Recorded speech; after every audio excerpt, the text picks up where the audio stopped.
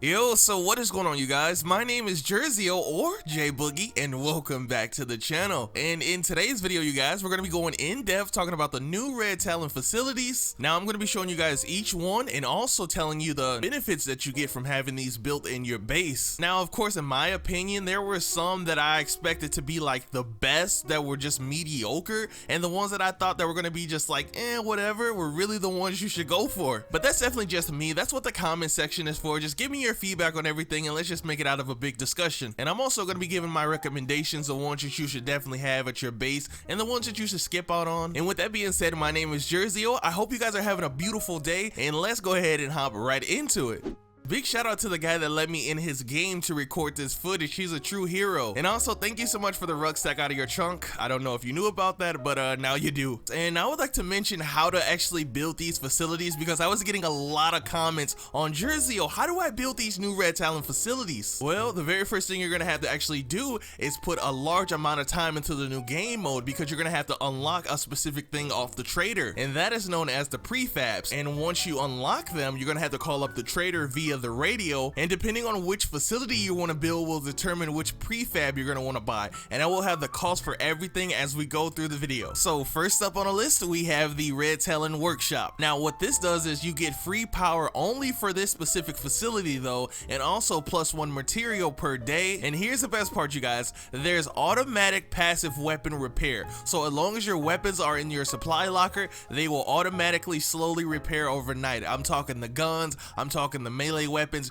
and you don't have to do anything extra. Just leave them in there and they will fully repair slowly. And if you're asking yourself, should I tear down my workshop to build this one? 100% yes, you definitely should. The benefits that you get from this thing is through the roof, you guys. Now moving on, we have the Red Talon Watchtower, which gives you 3 active guards with a -6 threat level. I actually kind of compared the new one to the old one, and the old one is really small compared to it. The new one almost kind of looks like the same size as a sniping tower, or it may be just a little tad bit smaller, but here's how it looks. And do I recommend you guys having this in your base? Well, that depends. Are you the Watchtower type of guy, or do you like having the ones that are already built in your base? Me personally, I always have ones that are built into my base. And if you are going to take the route of building your own, just throw in the new Red Talon one. I guess it's more advanced and you get 3 active guards, and you can't go wrong with that. Now here we have the Bunkroom, and what this does is it sleeps 5 with a small morale penalty. And the penalty is because look at the beds, you guys, they're gonna be crammed in like sardines.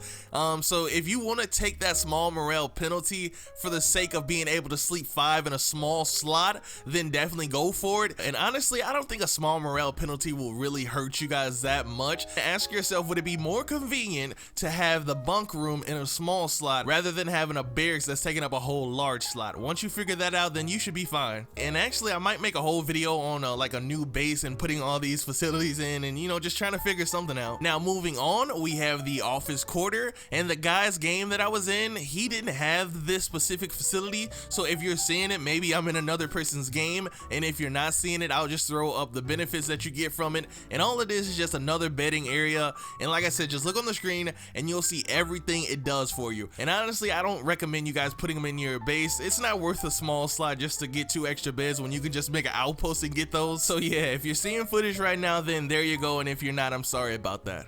And last but definitely not least, we have the big bad mama known as the Cleo relay. And all I have to say is, oh man, this will be the last item you unlock on the Daybreak trader, and all you have to do is put a very large amount of time into the new game mode and you will eventually unlock it, and you still will have to buy it. It's gonna cost 4,000 prestige. And what this does is it summons drops, and also it requires a large slot. Remember that, you guys. And because it does all that and requires a large slot, I was thinking to myself, man, we're gonna be getting like a large supply drop or something from this. So once you unlock it on the Daybreak trader and then buy the prefab for it, you then will still have to spend 500 prestige every time you call in a supply drop. But we're still not done yet, you guys. We're still not done. This Cleo relay attracts zombies. Every time you summon a drop, you will get hit with a big siege of zombies, and I'm showing you some footage right now if you don't believe me. It's literally like playing the new game mode all over again, just at your community base. I was definitely caught off guard because I was grabbing some ice water and I came back to this. I almost lost my favorite character. So once you summon your first drop, you're gonna have to wait 8 minutes for the drop to fully be delivered. And once that 8 minutes is up, you're gonna be hit with a second siege, and here's some footage of that right here.